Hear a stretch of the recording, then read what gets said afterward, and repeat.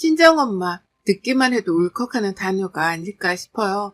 어디 가든 친정엄마라는 말이 들어가면 괜스레 코끝이 찡해지잖아요. 저도 물론 그랬습니다. 또 결혼하고 내 아이를 낳으면 친정이 그리워진다는 이야기가 꼭 있죠.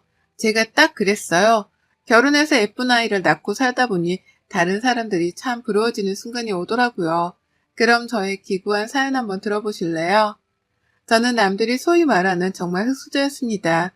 흙수저 중에 정말 흙수저였기 때문에 단칸방에 엄마, 아빠, 언니, 나 이렇게 네 식구가 살면서 겨울에는 추워서 옷까지 다 입고 자야 할 정도였고 여름에는 너무 더워서 집에 있기가 힘들 정도였죠. 그러다 엄마 아빠는 지방에 일거리가 생겼다고 가야 할 것 같다고 말하시면서 저희에게 단칸방과 꼬깃꼬깃 주머니에서 꺼내서 그 당시 10만 원인가 정도를 남겨두시고 가셨어요. 매달 생활비를 붙여줄 테니까 그걸로 언니랑 저랑 살라고 해서 그렇게 저희 자매는 서로 울며 웃으며 그 시간을 함께 했습니다. 그러다 갑자기 어느 날부턴가 엄마 아빠가 주시는 생활비 통장에 돈이 입금되지 않았고 언니는 돈보다 엄마 아빠가 혹여라도 잘못된 건 아닌지 수소문 끝에 들려온 저희 엄마 아빠 소식에 망연자실해야 했죠. 아빠가 일하시다 공사 현장에서 돌아가시고 엄마는 아빠 회사에서 나온 보험금을 가지고 잠적했다는 소식을요. 아빠 장례식도 저희는 보지 못한 채 그렇게 엄마 아빠 없는 정말 고아라는 말이 맞을까요? 그렇게 되었습니다. 언니는 고아원 애는 죽어도 가고 싶지 않다고 졸업하자마자 바로 취직해 저를 먹여 살렸습니다. 언니랑 저랑은 나이 차이가 꽤 나서 그때 언니가 얼마나 힘들었는지 알 것 같더라고요. 그렇게 언니는 있는 대로 일을 해서 제가 대학교 갈 때 꼭 등록금만큼은 자기 손으로 해주고 싶다고 하더군요. 저는 언니의 바람대로 정말 과외 학원 한 번 없이 공부해서 서울에 누구나 알 법한 대학교에 붙었고 언니는 누구보다도 기뻐하며 저의 등록금을 자그만치 4년을 내주었습니다. 저는 제 생활비 때문에 알바도 했지만 언니 덕분에 돈 걱정 없이 학교를 무사히 마칠 수 있었어요. 그러다 제가 이제 직장을 다니고 언니에게 도움이 되고 싶어 할 때 언니가 저에게 통장을 하나 주며 여기 통장은 네가 결혼할 때 꼭 쓰고 이 한 통장은 언니가 네가 취업하면 꼭 말하고 싶은 이야기가 있었다고 하더군요. 언니의 말은 대학교도 포기하고 젊은 시절을 다 포기하고 이랬지만 하나 포기하지 않은 게 언니는 꼭 세계를 돌아보고 싶다고 했어요. 자기 주제에 결혼을 생각도 안 하고 지금까지 모은 돈 넣어주고 자기는 남은 돈으로 세계 일주 가보고 싶다고요. 이제 너도 안정되었으니 한 1, 2년은 전 세계를 돌아보고 싶은데 허락해 줄 수 있겠냐고요. 언니의 꿈이 너무 멋지고 나 때문에 이렇게 포기하고 살게 한 게 너무 미안해. 저는 엉엉 울며 갔다 오라고 했네요. 그렇게 언니 출근 날이 되었고 저는 지금껏 첫 월급 타서 모은 돈을 언니한테 건넸어요. 그때 당시 한 500만 원 정도를 언니한테 건넸어요. 언니는 한사코 받지 않겠노라 했지만 언니가 받아야 제 마음이 비로소 편해질 것 같다고 했죠. 언니는 웃으며 잘 갔다 오겠다고 하고 그렇게 세계 일주로 떠났답니다. 저는 언니가 없는 동안 회사에서 많은 인정을 받아 집도 원룸에서 회사에서 집 지원도 받게 돼 처음으로 아파트라는 곳에 들어가 보게 되었어요. 회사에서 진행했던 프로젝트가 잘 마무리되어 성과금도 많이 받고 승진도 척척했죠. 그러다 그 직장에서 저는 지금의 남편을 만나게 되었고 남편은 참 조용하고 수더분한 성격의 사람이었어요. 저랑은 같은 파트는 아니었지만 옆 파트 직원으로 굉장히 금수저다 라는 말이 있을 정도의 사람이었는데요. 어느 날 회사 야유에서 우연히 이야기를 하게 되었고 서로 잘 맞는 부분이 있다고 생각했지만 저도 언니처럼 제 주제에 연애를 해야겠다는 생각은 사실 많이 없었어요. 하지만 그때 당시 남자친구의 구애 끝에 저희는 사내 커플이 되었고 어느 날은 남자친구가 청혼을 하더군요. 저는 사실 그때도 참 망설였던 것 같아요. S라는 대답 대신 저는 남자친구에게 그동안 제가 살아왔던 일들, 또 우리 가족, 언니 이야기부터 모두 빠짐없이 했으며 그래서 나는 우리가 결혼보다는 연애가 더 행복할 거라는 생각이 든다 라고 말했죠. 며칠 뒤 남자친구는 결혼 계획서라는 종이를 가지고 저를 찾아와 저랑 앞으로 어떻게 살 거고 자기 재산이 어느 정도고 자기네 부모님은 어떤 성품의 사람들이고 언니에게는 또 자기가 어떻게 할 거고 등의 이야기가 담겨 있더라고요. 어디서 이런 남자를 만나나 싶어서 울면서 결국엔 그 사람의 청혼에 응답했습니다. 소식을 들은 언니는 바로 한국으로 왔고 너무나 행복하다면서 눈물을 쏟아냈죠. 결혼식 전날 언니랑 저희 남편이랑 저랑 셋이 이런저런 이야기를 하면서 보냈던 것 같아요. 결혼식 당일에도 혼주석에 저희 언니만 앉아야 하는 상황이었는데 저희 시부모님이 결혼식장 측에 말해서 동선을 바꿔서 저희 혼주석에 저희 시부모님과 저희 언니가 동시에 앉았어요. 그리고 저는 남편과 동시 입장을 했고요. 하객이 저희는 거의 회사 동료들 친구들도 몇 안 됐는데 남편이 미리 자기 친구들한테 말해서 사진 찍을 때도 제 쪽에 서 있었으면 해서 저희 쪽에 정말 많은 사람들이 몰렸네요. 축의금도 시부모님이 저희 것까지 다 계산해 주셔서 저는 정말 식장만 들어간 것 빼고는 아무것도 한 거 없이 그렇게 슬플 뻔했던 결혼식을 끝냈습니다. 언니는 네가 너무 열심히 착하게 살아서 너의 복이라고 늘 어머님 아버님께 잘하면서 행복하게 지내라고 하더라고요. 언니랑 어렸을 때부터 지금까지 살아서 떨어져 본 적이 없는데 막상 떨어지려니 왜 이리 눈물이 나는지. 그렇게 저는 언니를 떠나 결혼을 해 첫 독립을 했고 저희 아파트 근처에 시부모님이 가지고 계시던 신축 빌라가 있었는데 거기서 언니가 사는 건 어떻겠냐. 그러면 저도 언니도 더 많이 의지하면서 지내지 않겠냐 해주셔서 언니는 돈 안 받겠다는 시부모님에게 꼭 받아달라고 하며 보증금을 건넸습니다.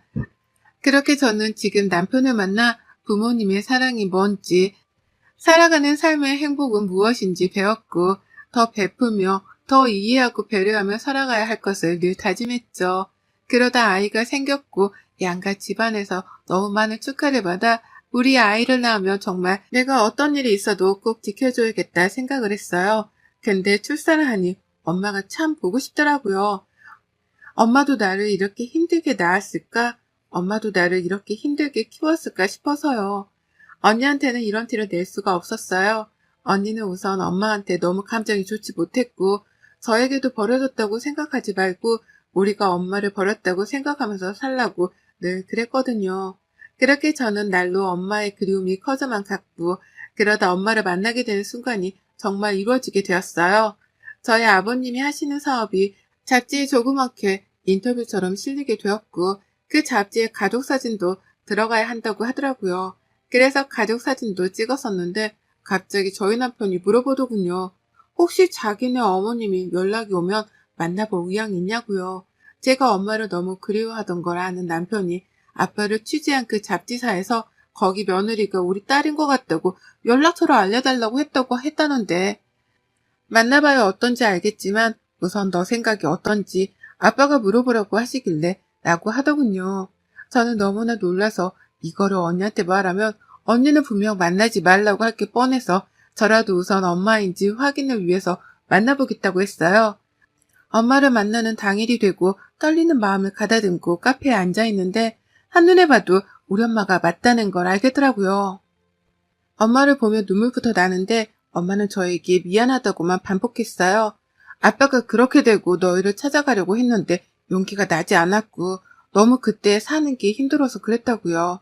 다시 너희를 찾으러 갔을 땐 벌써 그 동네를 떠난 뒤여서 찾을 수 없다가 이번에 우연히 지인한테 들어 연락해 봤다고요.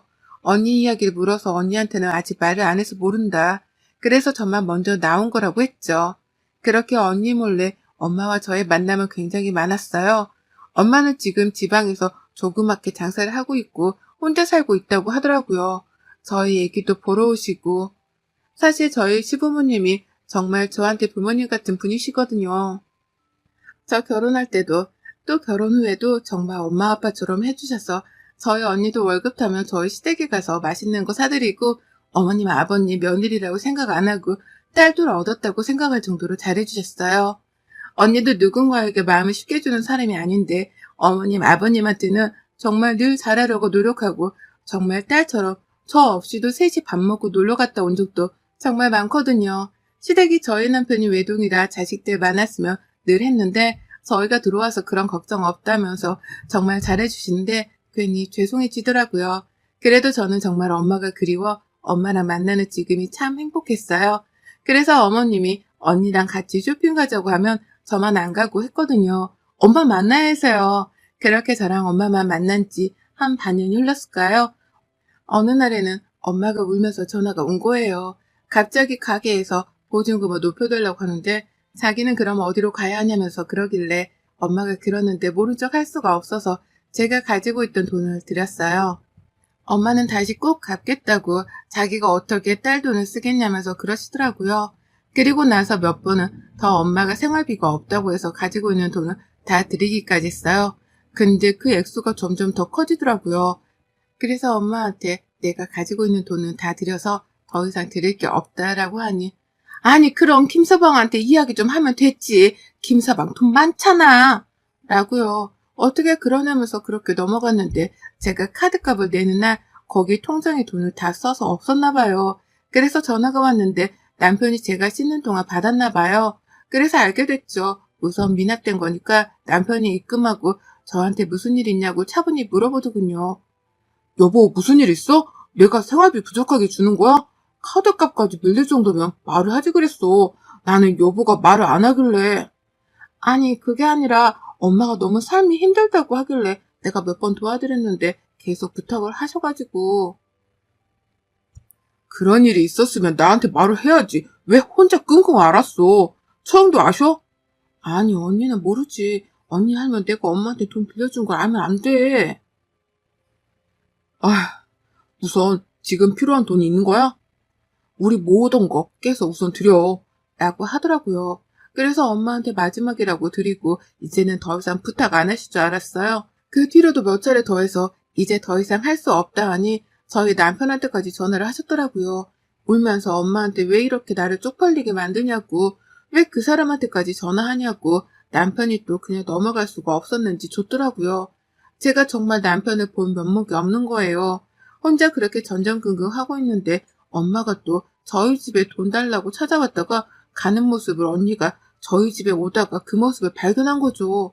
이게 무슨 일이냐고 언제부터 엄마랑 연락했냐고 하니까 제가 좀 되었다고 하니 정말 언니한테 세상에서 처음으로 빵을 맞았어요. 언니가 그런 일이 있는데 왜 말 안 하고 지금까지 숨겼냐고. 내가 너한테 엄마 찾지 말란 걸 그만한 이유가 있다고 하면서요. 그러더니 언니가 남편한테 전화해서 엄마가 가지고 간 돈 얼마냐고 내가 주겠다고 미안하다고 정말 우는데 남편은 아니라고 계속 하는데도 언니가 태어나서 그렇게 화내는 거 처음 본 것 같아요. 그 사단이 나고 며칠 뒤에 언니가 저보고 근처 카페로 나오라고 문자가 왔더라고요. 나가서 언니가 꺼낸 이야기는 저에게는 너무 충격적인 사실이었어요. 언니도 제가 한참 대학교 입학할 때쯤 만난 적이 있대요. 엄마랑 이제 같이 살 수 있다는 생각에 엄마랑 연락도 하고 만났었는데 집에 있는 통장이랑 현금이랑 싹 다 들고 나가서 연락두절이었다고요. 언니는 그 돈이 제 대학 등록금을 내야 할 돈인데 엄마가 그거를 다 가져가서 빌리고 빌려서 내준 거라고요. 그래서 그 돈 갚으면서도 정말 많이 울었는데 너한테 만나지 말라고 한 건 이유가 있었는데 그 말을 무시하고 어떻게 이러냐면서 이야기하더군요. 지금까지 엄마가 저한테 했던 행동들이 다 돈을 받아내기 위해서 했구나 싶었어요. 언니는 어차피 준 돈 받지 못하니까 받을 생각하지 말라고, 더 이상 엄마 전화 와도 받지 말라고요. 그 뒤로 엄마는 몇 차례 더 전화가 오고 찾아왔지만 열어주지도 또 받지도 않았어요. 그렇게 두세 달이 흘렀나요? 언니의 좋은 소식이 들려오고 그 좋은 소식에 여념이 없었을 때였죠. 언니가 세계 여행하다가 만난 사람과 인연을 잘 이어오다 결혼하고 싶다고 저희 시부모님과 함께 밥 먹는 자리에서 말씀하더라고요. 어머님 아버님은 너무 기쁘다고 네가 괜찮으면 혼주석에 앉고 싶은데 괜찮냐고 물어보는데 언니가 펑펑 울더라고요. 그렇게 언니의 결혼 준비가 바쁘게 흘러갔고 결혼식 당일에 정신이 없어 끝나고 난 뒤 언니가 축의금 이야기를 묻는 거예요.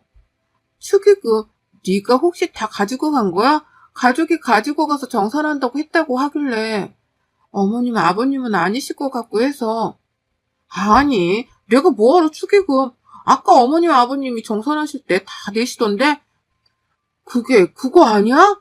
라고요. 근데 아니라면서 도대체 그럼 어디 갔냐고 하는데 그 축의금이 다 어머님 아버님 지인분들이라 가족들이라 언니가 그거 정리해서 드린다고 했었거든요. 그래서 도대체 누가 그랬는지 싶어서 식장에 가서 CCTV를 돌려보니 낯익은 얼굴이 있더라고요. 저희 엄마였어요. 엄마가 언니 결혼식을 어떻게 알았는지 와서 시 끝나고 축의금 정산할 때 자기가 엄마니 정산한다고 하고 다 가지고 간 거였더라고요. 언니는 그거 보자마자 경찰에 신고한다고 하고 어머님 아버님도 경악을 금치 못하고 저나 남편도 마찬가지고요. 그렇게 그 사건이 있은 후에 언니는 신혼여행 갔다 오자마자 엄마를 찾아다녔어요. 수소문 끝에 엄마가 있는 곳을 알아내서 간 곳은 도박장이었죠. 엄마는 알코올 중독에 도박 중독까지 있었고 그것 때문에 저희 집이 많이 어려웠던 거였어요. 그러다 아빠가 더 이상 그렇게 못 살 것 같아 둘이 내려가서 다시 마음 잡고 살려고 했는데 거기 내려가서도 엄마는 알코올 중독에 도박까지 또 하는 모습을 보고 아빠가 일하다 쓰러지셔서 못 일어나신 거고요. 언니는 엄마를 보자마자 깽판을 치고 소리치면서 엄마가 사람이냐고 어떻게 딸 결혼식에 와서 축의금을 다 가지고 가냐고 그게 어떤 돈인데 엄마가 진짜 사람이면 이렇게 안 한다고 동물도 자기 자식 유할 줄 안다는데 엄마는 동물만도 못한다면서 언니의 그런 모습을 저는 생전 처음 본 것 같아요. 엄마는 낳아주고 키워줬더니 그 값을 못한다면서 돈이라도 더 가지고 오지 돈도 안 주고 그딴 얘기 할 거면 꺼지라고요. 언니는 당장 그 돈 내놓으라고 하니까 벌써 다 쓰고 없대요. 야, 니네 시댁 알아보니까 뭐 알부자라고 하더구만. 니네만 잘 살고 이 어미는 나가 죽으라는 거냐? 돈이라도 가지고 와서 이야기하면 또 몰라. 엄마는 자기는 잘못이 전혀 없으니 더 이상 이야기하지 말라는 듯이 말하고 언니는 그게 말이 되냐면서 화내고 그렇게 언성이 높아져 제가 언니를 끌고 집으로 왔어요. 그리고 시댁으로 가서 우리 집이 사실 이런 상황이 이렇게 되었다고 죄송하다고 정말 축의금은 다시 돌려드리겠다고 언니가 고개 숙이니 어머님이 우시면서 언니를 꼭 안아주시더라고요. 딸이 그런 말하면 속상하니 하지 말라고요. 돈이 뭐가 중요하겠냐고. 너희가 잘 사는 게 가장 큰 행복이니 엄마 그만 용서해주면 어떻겠냐고 하시더라고요. 그 말을 듣는데 언니랑 저랑 정말 많이 울었어요. 우리도 지금 어머님 아버님 밑에서 자랐으면 더 많이 사랑받고 자랐을까 싶어서요. 또 저는 나중에 우리 자식이 데리고 온 사람이 나와 똑같더라도 사랑으로 감싸줄 수 있을까 싶어서요. 부모복 없던 저랑 언니는 정말로 큰 어른들을 만나 사랑이란 게, 배려란 게 무엇인지 배워가게 되었고, 언니나 저도 엄마를 용서하지 못하겠지만 낳아준 것만으로 고맙다고 생각하면서 살자라고 이야기했어요. 그 뒤로 엄마는 몇 차례나 저나 언니한테 돈 이야기를 꺼내려고 연락 왔지만 우리는 핸드폰 번호도 바꾸고 아예 엄마의 전화를 받지 않았어요. 그러다 모르는 번호로 전화가 온 내용은 엄마가 돌아가셨다는 이야기였어요. 엄마가 오래전부터 지병이 있었는데 치료를 하고 수술을 했어야 하는 상황인데도 술 마시고 관리를 하지 않았겠죠. 벌써 병원에 갔을 때는 손에 쓸 수 없는 상황이었고 집에서 고독사로 혼자 돌아가신 것 같다고요. 장례식장에는 저희 친척도 부를 가족도 또 친구도 없었기에 조용하게 보내려고 했지만 저희 어머님 아버님의 지인분들과 또 저희 남편 형부 회사 동료들이 많이 와주셔서 시끌벅적한 장례식이었어요. 언니는 그냥 장례식 하지 말고 화장하고 묻어드리자고 했는데 어머님 아버님이 그러면 나중에 후회한다고 언니를 설득해서 3일장으로 치른 거였거든요. 늘 쓸쓸했던 엄마의 마지막 가는 길에는 참 많은 사람들이 감사하게도 찾아와 주셨습니다. 그렇게 엄마의 장례식을 치르고 엄마의 방에서 정리를 하는데 온갖 술병이 난무하는 가운데 책 속에 껴있던 저희의 처음이자 마지막 가족사진이 있었어요.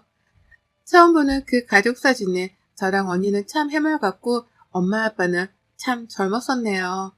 엄마의 방을 정리하면서 엄마에 대해 한 방울도 눈물을 흘리지 않던 언니가 많이 울었어요. 엄마가 가지고 있던 유품 속에는 아빠의 것들도 또 저희 것들도 있어서요.